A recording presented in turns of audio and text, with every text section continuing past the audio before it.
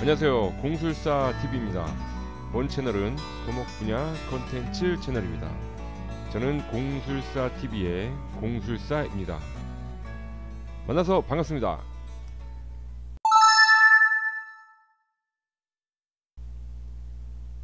지난 시간에 제 소개를 간단하게 해드렸고, 오늘은 저희 공술사TV의 첫 번째 순서로 공술사는 왜 기술사에 도전하였는가 라는 주제로 한번 말씀을 드려보겠습니다.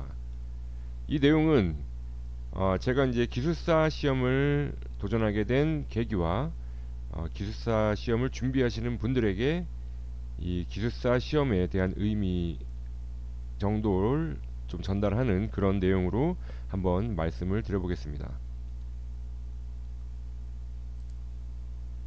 먼저 과학기술정보통신부에서 올해 7월에 제6차 기술사 제도 발전 기본계획안을 발표를 했습니다.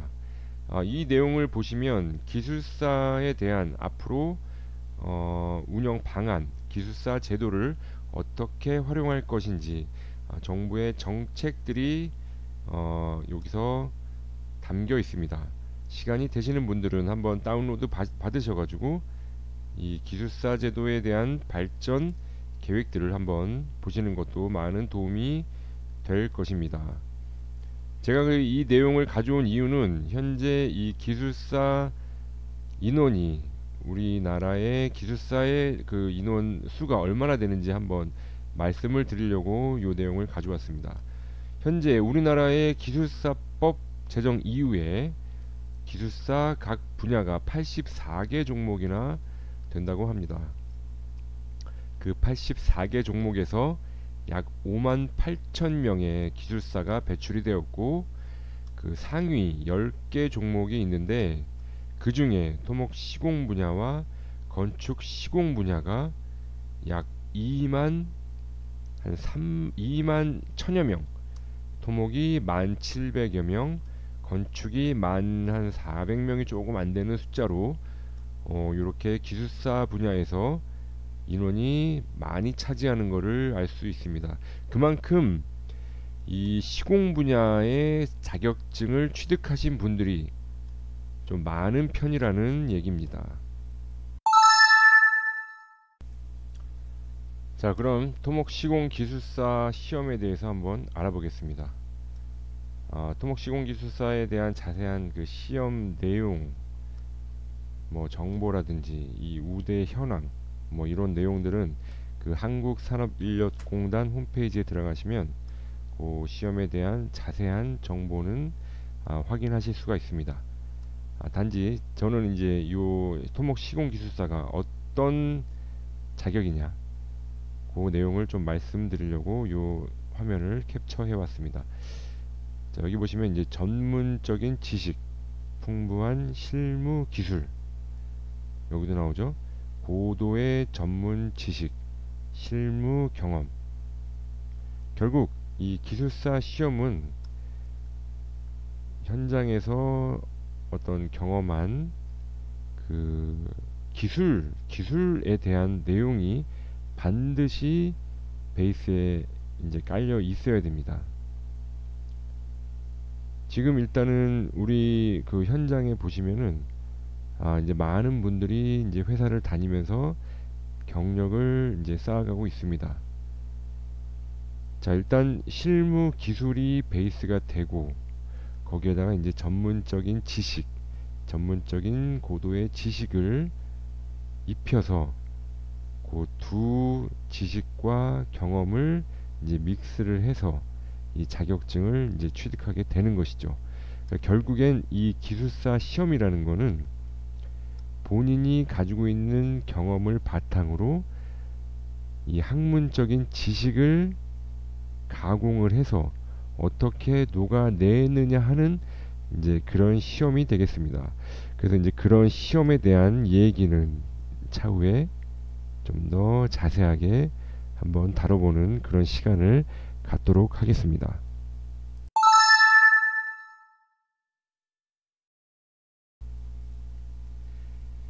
제가 생각하는 이 기술사를 취득하는 일반적인 이유에 대해서 잠깐 말씀을 드려보겠습니다. 제가 생각하는 첫 번째 이유는 이 해당 분야, 우리 토목 시공 분야에서 경험과 전문 지식에 대한 인정을 받기 위한 그런 시험에 도전하는 이유라고 생각합니다. 두 번째는 지금 다니고 있는 직장이나 아니면 이제 옮기고 싶은 새로 옮겨갈 직장에서 그 이제 승진이라든지 이직, 연봉 인상 등에 대한 그 수단으로 이 자격증을 또 활용하는 이유들이 있습니다. 그거를 이제 처우 개선이라고 이제 말씀을 드릴 수 있죠. 자, 세 번째로 이제 기술사 자격증을 취득을 하게 되면 이 시공 분야든 다른 분야도 마찬가지지만 어떤 그 대외 활동을 할 수 있게 됩니다. 우리가 소위 말하는 그 평가위원 또 자문위원 등의 어떤 타이틀을 기술사 타이틀을 갖고 그 분야에서 활동할 수 있는 그런 자격이 주어지기 때문에 또 자격증을 취득하는 이유가 되겠습니다.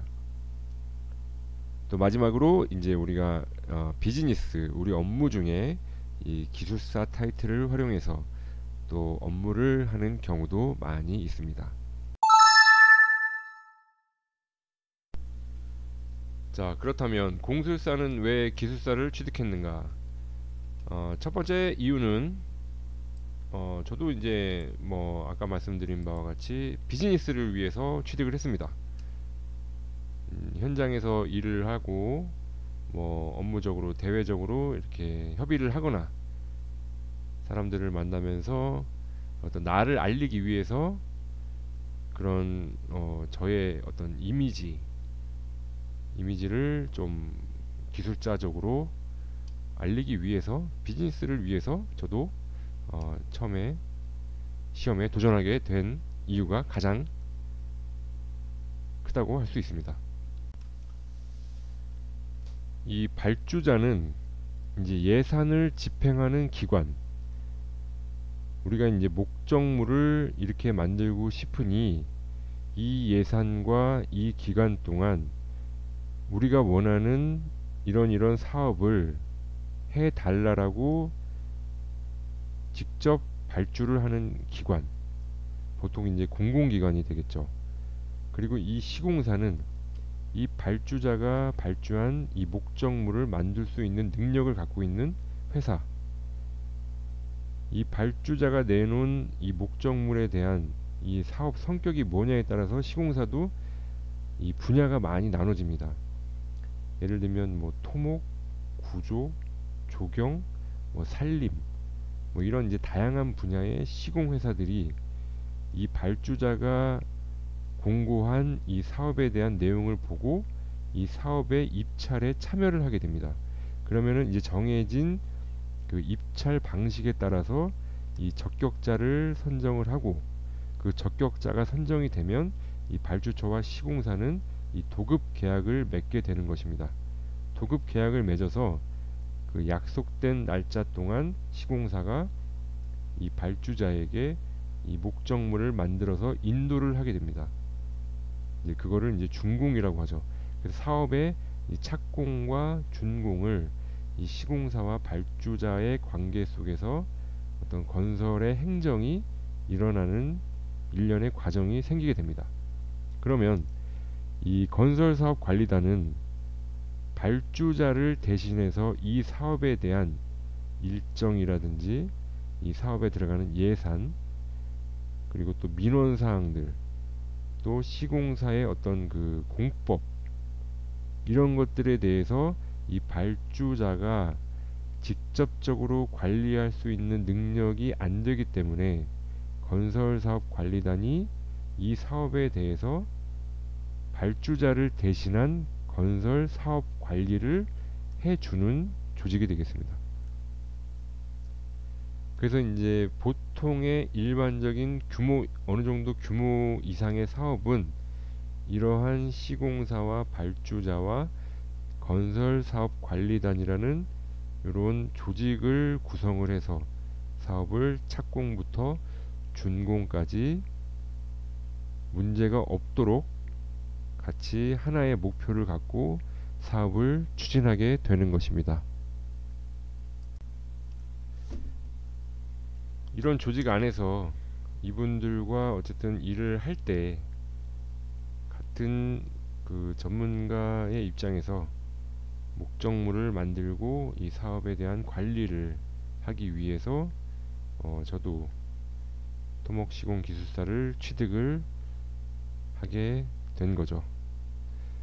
그러면서 이 기술사 취득 이후에 현장에서 업무적으로 이야기를 할 때나 또 협의를 할 때 또 뭐 서류적으로 어떤 내용에 대한 검토를 할 때도 나름대로는 저의 뭐 전문가적인 식견들을 같이 공감대를 형성하고 좀 동등한 입장에서 기술적인 얘기들을 할 수 있었다고 생각합니다.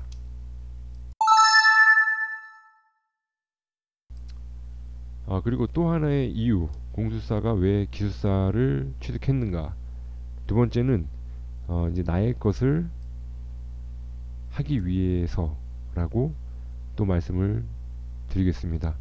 나의 것을 한다는 거는 좀 뭐 이제 좀 심오한 얘기일 수도 있지만 제가 지금 하는 일이 물론 이제 제가 만족하고 또 제 일을 사랑하고 보람도 느끼고 뭐 충분히 이제 어쨌든 일을 하면서 행복을 느끼고 있지만 진짜 내가 나를 위해서 하는 일을 하고 있는가 라고 저에게 이제 얘기를 스스로 한번 해보면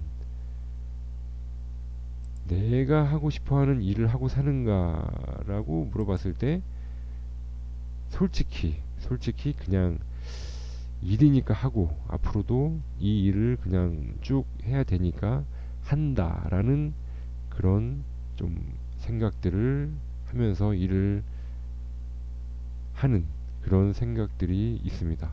그리고 나의 목표가 무엇이지? 라고 저 스스로에게 물어봤을 때 승진, 또 우리 회사가 목표하는 어떤 그 목표, 뭐 이제 민간 회사들 같은 경우는 그 목표 수주액이라는 게 또 있을 겁니다.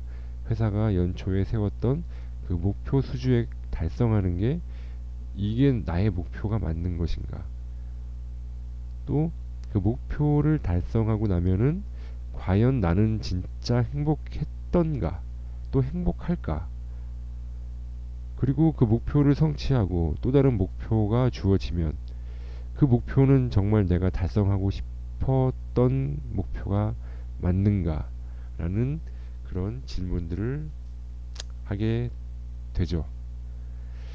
그래서 저는 이제 그런 얘기들을 제가 뭐 나름 속으로 생각을 하고 이렇게 생각을 할 때 저는 이런 유튜브 여러분들과 이렇게 소통할 수 있는 이런 유튜브나 또 블로그 활동, 뭐 오픈 카카오나 뭐 이런 강의 활동 같은 거를 제가 좀 목표로 생각을 하고 있습니다. 그래서 이제 이런 저의 그 개인적으로 하는 이런 지식 전달 활동.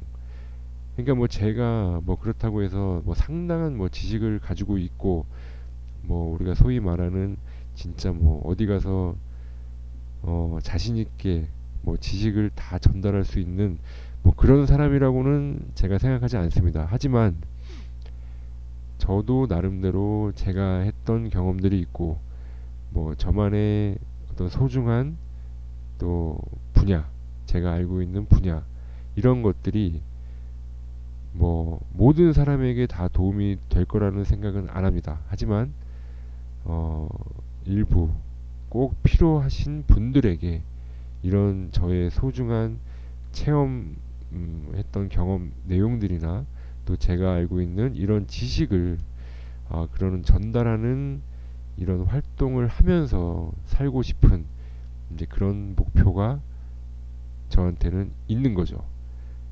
그래서 이런 활동을 하기 위해서 또 나름대로 하나의 어떤 수단으로 기술사 자격을 취득한 이유도 있습니다.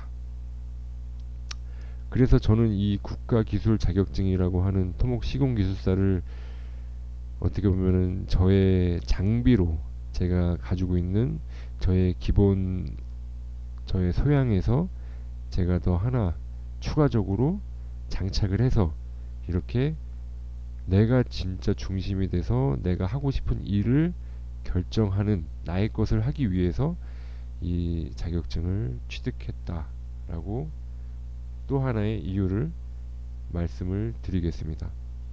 그래서 저는 결국에 앞으로 하고 싶은 일은 제 일입니다. 뭐 1인 기업이라는 게 무슨 꼭 뭐 사업이라고 말할 수 없겠지만 그냥 1인 기업, 뭐 꼭 사업에 국한되지 말고 그냥 제가 하고 싶어 하는 내 일을 하면서 사는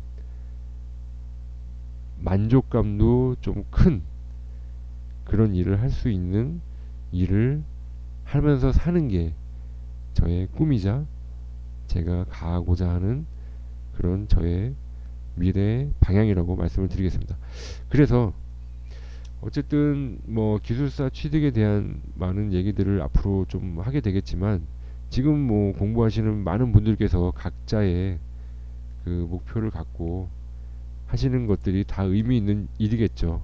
그래서 회사에서 뭐 승진을 하고 또 뭐 이직을 할 때 또 그 기술사가 또 도움이 되고 또 우리가 또 현장에서 또는 뭐 기관 간의 협의 때 그런 뭐 기술사라는 타이틀이 충분히 여러분에게 도움이 되고 또 그 바라보는 사람들의 시선이 어떤 부러움에 또 그런 그게 대상이 될 수 있는 그런 자격이 충분히 있습니다. 그래서 뭐 설계 분야든 시공 분야든 또 공무원에 계시는 분이든 어쨌든 이런 또 카테고리를 갖고 이런 컨텐츠로 제가 이렇게 말씀을 드리는 내용들을 한번 좀 들어보시고 또 도움이 되시면 본인한테 맞는 내용들을 잘 이렇게 좀 활용을 하셔서 좋은 방향으로 여러분이 나아가는 미래에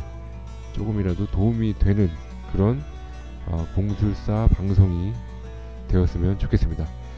지금까지 이제 기술사 취득에 대한 저의 얘기와 그리고 의미들에 대해서 좀 말씀을 드렸고 앞으로 또 하나하나 기술사 분야든 또 설계 분야 또 시공 분야 이 토목 콘텐츠를 갖고 또 부지런히 영상을 만들어서 한번 올려보겠습니다. 그러면은 다음 영상을 또 기대해 주시고 지금까지 공술사 TV의 공술사였습니다. 감사합니다.